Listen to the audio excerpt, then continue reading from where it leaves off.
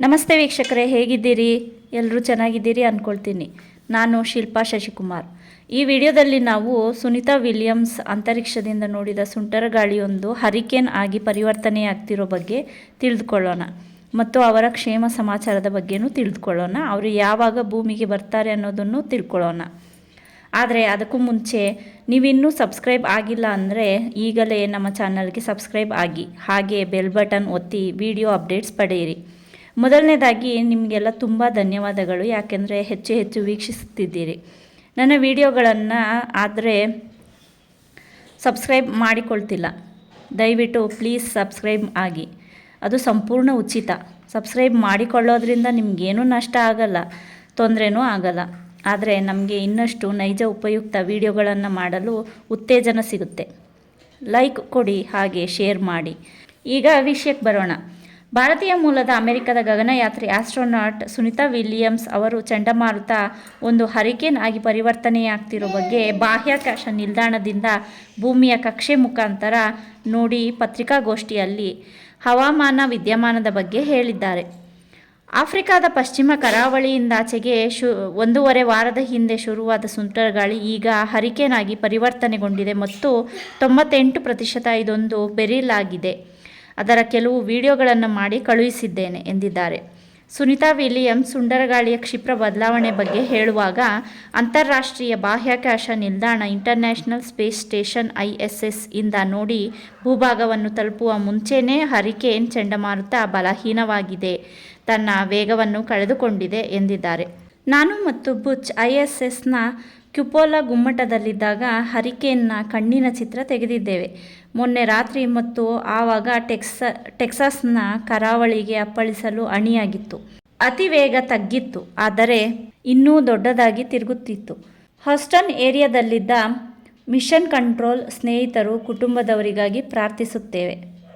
Sunita Williams ಮತ್ತು ಅವರ ಸಹ ಗಗನಯಾತ್ರಿ ಬುಚ್ ವಿಲ್ಮೋರ್ ಬೋಯಿಂಗ್ ಸ್ಟಾರ್ ಲೈನರ್ನಲ್ಲಿ ಜೂನ್ 15ರಂದು 10 ದಿನಗಳ ಅಂತಾರಾಷ್ಟ್ರೀಯ ಬಾಹ್ಯಾಕಾಶ ನಿಲ್ದಾಣದಲ್ಲಿ ತಂಗಲು ನಂತರ ಹಿಂದಿರುಗಲು ಅಣಿಯಾಗಿದ್ದರು. ಆದರೆ ತಾಂತ್ರಿಕ ದೋಷದಿಂದಾಗಿ ಮತ್ತು ಗಗನಯಾತ್ರಿಗಳ ಹಿತ ಚಿಂತನೆಯಿಂದಾಗಿ ಅಂದುಕೊಂಡ ನಿಗದಿತ ಸಮಯಕ್ಕೆ ಹಿಂದಿರುಗಲು ಆಗಲಿಲ್ಲ. ಬೋಯಿಂಗ್ ಸ್ಟಾರ್ ಲೈನರ್ನ ಬಾಹ್ಯಾಕಾಶ ನೌಕೆ 5 ಹೀಲಿಯಂ ಸೋರುವಿಕೆ ಮತ್ತಿತರ ತಾಂತ್ರಿಕ ತೊಡಕುಗಳಿಂದಾಗಿ 28 ಥ್ರಸ್ಟರ್ಗಳಲ್ಲಿ 5 ತೊಂದರೆಗೀಡಾಗಿದ್ದವು. ನಾಸಾ ಸುನಿತಾ ವಿಲಿಯಮ್ಸ್ ಮತ್ತು ವಿಲ್ಮೋರ್ ಇಬ್ಬರೂ ಸುರಕ್ಷಿತವಾಗಿ ಬಾಹ್ಯಾಕಾಶ ನಿಲ್ದಾಣದಲ್ಲಿ ಸೇರಿದ್ದಾರೆ ಮತ್ತು ಅವರಿಗೆ ಅಲ್ಲಿ ಇನ್ನಷ್ಟು ದಿನಗಳವರೆಗೆ ಯಾವುದಕ್ಕೂ ತೊಂದರೆಯಾಗುವುದಿಲ್ಲ ಎಂದು ದೃಢಪಡಿಸಿತ್ತು. ಬೋಯಿಂಗ್ ಸ್ಟಾರ್ ಲೈನರ್ ಬಾಹ್ಯಾಕಾಶ ನೌಕೆ ಇನ್ನೂ 45 ದಿನಗಳವರೆಗೆ ಯಾವುದೇ ತೊಂದರೆಯಿಲ್ಲದೆ ಬಾಹ್ಯಾಕಾಶ ನಿಲ್ದಾಣದಲ್ಲಿ ತಂಗಬಹುದಾಗಿದ್ದು, ತಾಂತ್ರಿಕ ದೋಷಗಳನ್ನು ಇಂಜಿನಿಯರ್ಗಳು ಸರಿಪಡಿಸುತ್ತಾರೆ.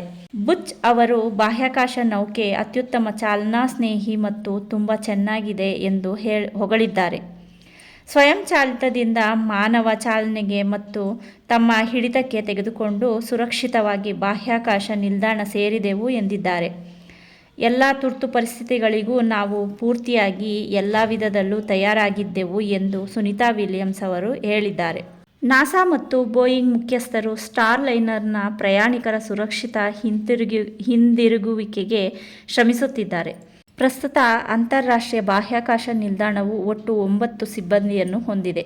ತಮ್ಮ ಕಾರ್ಯಾಚರಣೆಯ ಈ ಬಾಹ್ಯಾಕಾಶಯಾನದಲ್ಲಿ ಸುನಿತಾ ವಿಲಿಯಮ್ಸ್ ಅವರು ಭವಿಷ್ಯದ ಕಾರ್ಯಾಚರಣೆಗಳಿಗೆ ಚರಣಿಗೆಗಳನ್ನು ಕಳಚಲು ಮತ್ತು ಸಿದ್ಧಪಡಿಸುವಲ್ಲಿ ಭಾಗವಹಿಸುತ್ತಿದ್ದರು ಮತ್ತು ವಿಲ್ಮೋರ್ ಅವರು ಮಾನವರಹಿತ ಸರಕು ಮರುಪೂರೈಕೆ, ಬಾಹ್ಯಾಕಾಶ ನೌಕೆಗೆ ಕಸ ಮತ್ತು ತಿರಸ್ಕರಿಸಿದ ಉಪಕರಣಗಳನ್ನು ಲೋಡ್ ಮಾಡುವುದನ್ನು ನಿರ್ವಹಿಸುತ್ತಿದ್ದರು.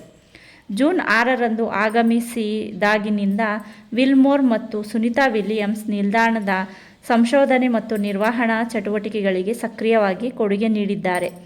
ನೇರ ಭಾಷಣದ ಸಮಯದಲ್ಲಿ ನಾಸಾದ ಪ್ರಕಟಣೆಯ ಪ್ರಕಾರ, ಅಂತಾರಾಷ್ಟ್ರೀಯ ಬಾಹ್ಯಾಕಾಶ ನಿಲ್ದಾಣಕ್ಕೆ ಸ್ಟಾರ್ ಲೈನರ್ನ ಭವಿಷ್ಯದ ದೀರ್ಘಾವಧಿಯ ಹೋರಾಟಗಳಿಗೆ ನಿರ್ಣಾಯಕ ಡೇಟಾವನ್ನು ಸುನಿತಾ ವಿಲಿಯಮ್ಸ್ ಒದಗಿಸಿದ್ದಾರೆ.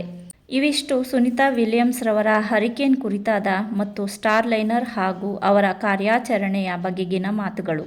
ಸುನಿತಾ ವಿಲಿಯಮ್ಸ್ ಅವರು ಮತ್ತು ವಿಲ್ಮೋರ್ ಅವರು ಮರಳಿ ಯಾವಾಗ ಭೂಮಿಗೆ ಬರುತ್ತಾರೆ ಎಂದು ಇನ್ನೂ ಅಧಿಕೃತವಾಗಿ ಮಾಹಿತಿ ಇಲ್ಲ.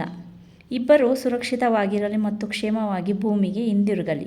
ಸಬ್ಸ್ಕ್ರೈಬ್ ಇನ್ನೂ ಆಗಿಲ್ಲ ಅಂದರೆ ಈಗಲೇ ನಮ್ಮ ಚಾನಲ್ಗೆ ಸಬ್ಸ್ಕ್ರೈಬ್ ಆಗಿ ಮತ್ತು ಬೆಲ್ ಬಟನ್ ಒತ್ತಿ. ನಮ್ಮ ವಿಡಿಯೋಸ್ ನಿಮಗೆ ಮೊದಲು ತಲುಪುತ್ತದೆ. ಸರ್ವೇ ಜನ ಸುಖಿನೋ ಭವಂತು. ಮತ್ತೊಂದು ಉಪಯುಕ್ತ ಮಾಹಿತಿ ಹೊತ್ತ ವಿಡಿಯೋದೊಂದಿಗೆ ಮತ್ತೆ ಭೇಟಿಯಾಗೋಣ. ಸ್ನೇಹಿತರೆ, ಧನ್ಯವಾದಗಳು.